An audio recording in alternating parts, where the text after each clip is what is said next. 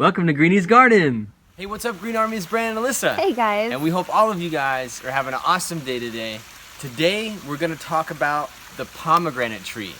We're gonna go over a couple details with you guys. Everything from our experience with the pomegranate tree in our yard. Here at Greenies Garden, of course. We're gonna go over maintenance, which could be watering the tree. We're gonna talk about what type of pomegranate this is. We're gonna talk about a pest that happens to love the pomegranate just as much as we do. And just really go into detail about the pomegranate. So I think a good thing to start off with is this is our wonderful pomegranate. And we're not just calling it wonderful because it's awesome. That's actually the variety. True. Good point. It is delicious. It is wonderful. Right, exactly. It's the perfect name for this pomegranate. This is the type of pomegranate that is commercially grown. Yeah, this is what we find at the grocery store by our house. Which, my opinion, I think it tastes better from your backyard than it does going to the store and paying $1 for it. The reason why is because we spent $7 on this tree, which was what, love, like this size? Yeah, the entire tree was about right here, from the bottom of your hand to the top. all the way up.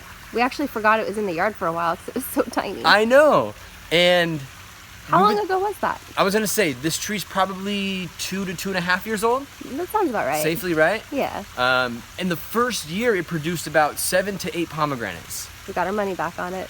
Absolutely. Seriously, yeah, we got our money back on it so fast.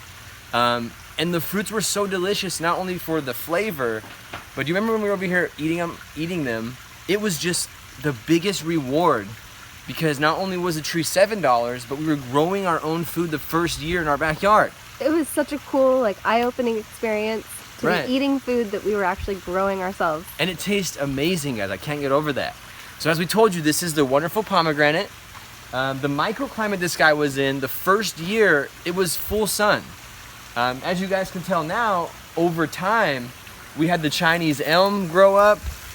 We had the neem tree that's behind us over here grow up a little bit. The bamboo, just everything around it started to grow up. So that forced the pomegranate to go where? Straight up. Straight up for the sun. Check this out, guys. We did do a little bit of pruning on this tree, which we'll go over a little bit later. But the height of this tree is just, in 2.5 years, guys, I mean, this thing is amazing. It's truly one of the trees you have to grow in Arizona if you like pomegranates. Because you don't have to just go with the wonderful. There's so many different types of varieties.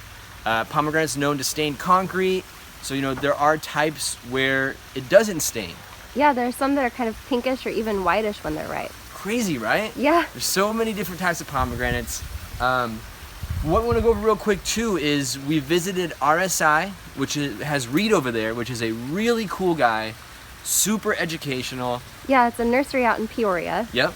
And again, just a really cool guy who taught us a lot about the pest that loves pomegranate, which is the leaf-footed bug. Leaf-footed bug. These guys are so crazy looking because their feet actually look like leaves. Do we have any on here? I know we have baby ones, which I saw right here. So this is the baby leaf-footed bug right here. And I don't see an adult one yet. They kind of look like squash bugs with leaves on their feet. Right. But with these guys, is what he taught us is, I can't remember the name what he said they have, but it's almost like a drill on their face. And what they do is they drill a very, very tiny hole into the pomegranate. We've had a lot of our clients say, hey, I have birds that are eating my pomegranate. How do I get rid of them? So when we brought that up to Reed, he mentioned that the leaf-footed bug is actually the one who drills the hole, and guess who can see that microscopic hole? Those birds have amazing eyes. The birds can see it. So what happens is the birds see that, and the birds come in and start pecking at that hole, and that's what opens it up, and it could either get, rotten. Some people have a lot of problems with saying, just the fruit didn't taste right. So, he really educated us on the leaf-footed bug. That is the pest that loves a pomegranate as much as we do. And the thing about pomegranates is they're a deciduous tree. So what that means is in the winter time, it loses all of its leaves. And they actually turn a beautiful golden orange color in the fall. I know. You remember that last year? A little year? later in the fall. Right. It's so awesome. And what's great about it too is it produces mulch for us. So it's acting as its own mulch source, guys, which is super cool because mulch is important. It's something that we did start doing on the pomegranate, now we have a little bit of compost down here. But if you go underneath here, it probably broke down a lot. Yeah, look at that. All you see is the compost right here. Yeah, that was all wood chips at one point. Yep. So one thing about this tree is, well, I should say another thing about this tree is maintenance. Just like every tree, there's a watering schedule for it. What we found great success with this guy is in the hot summer months, so when it's triple digits, we were watering this tree every single day. Early morning, so that way it has the whole day to do what it has to do. Once it drops down from triple digits, you really won't have to water the pomegranate that much. Especially Sorry, I just fell into a hole. Careful. You all right? Yeah, I'm good. Especially in the wintertime, guys. I mean, you can get away with watering it 1 to 2 times a week. Sometimes even less. We've been so lucky to get a lot of rain lately. I know. Gratefully, guys, we live in Arizona, and rain to us is just everything. We're outside in the middle of it, just enjoying it. Just because it doesn't rain here that much, as you guys know. We live in the desert. Cactus, we love you too. So nothing wrong with cactus. But we really like to grow trees that we can eat from as well. So this guy, maintenance-wise, it's not a high-maintenance tree, guys. And from the growth of it, as you guys can tell, it grew up so nice. One thing I want to show you guys too is my awesome wife pruned this last year.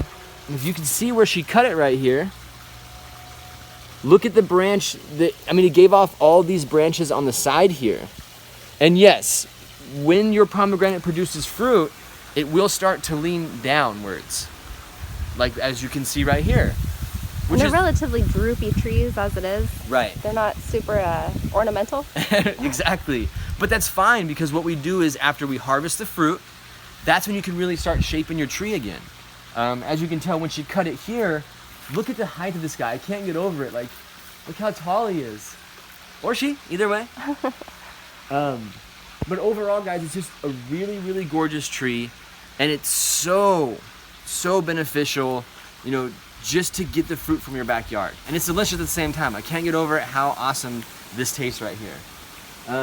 Another big question people have is, when do I harvest my pomegranates? Correct me if I'm wrong, love. Last year, we harvested them about mid-September. Yeah, the summer has been different this year, though.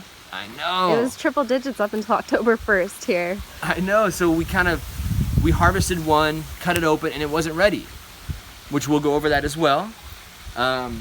So usually the best advice we have is don't just take off all your pomegranates, because what if they're not ready?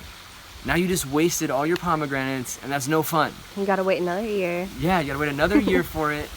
So what we like to do is we like to wait till they get a dark color. As you guys can tell earlier, this thing looks like a Christmas tree with ornaments on it. Like, check it out.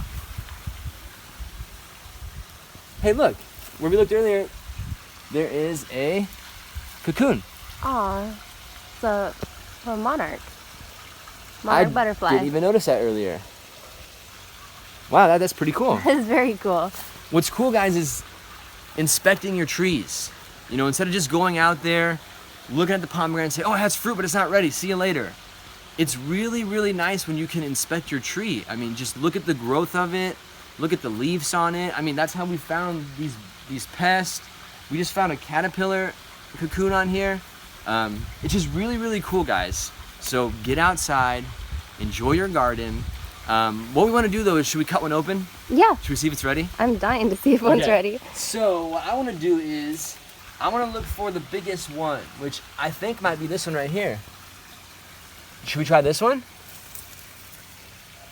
Yeah, let's give that one a shot. All right, so what we're going to do is we're just going to take it off like that, guys. Look at this pomegranate. This thing is huge.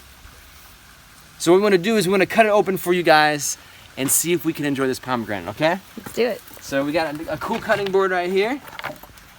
And what we're going to do is safely cut this pomegranate open. This guy's not as dark now that I look at it. So check it out. Yeah, it doesn't seem as dark as I can remember from last year. So they might not be ready yet. This season has definitely been different than last year. Yeah, it's been a lot different. And they just exploded everywhere. How does it smell? Doesn't really have a smell to it. Okay. Yeah, it doesn't really have a smell. I think what we should try to do too is cut open a dark one, which is, check this guy out. It's a lot darker, but it's smaller. And as you can see on this side, it's a lot darker and it gets a little bit lighter over here. So we're gonna cut open one more, guys, because we don't wanna just take off all the pomegranates and then have them be like this, not ready, and then now you have no pomegranates. Same thing, guys. It's a little bit darker on the inside, but I would say that it's not ready. I mean, some of it still tastes amazing, but you get to these lighter ones here, this doesn't really have that much flavor. So, we'll wait another week or two. Yep. And try a few more. Yeah. So guys, we just wanted to bring you to talk about the pomegranate tree. It's definitely an easy tree to grow in Arizona, guys. As we went over today, we went over a few things of what type of pomegranate we have. We talked about watering schedule. Pruning your tree is always important too. And just, really focusing on what trees are easy to grow in Arizona. It's always nice to start with an easier tree because then you get rewarded for it, and it's nice to eat fruit from your backyard. I keep saying it 100 times, but just that feeling, guys, is so amazing.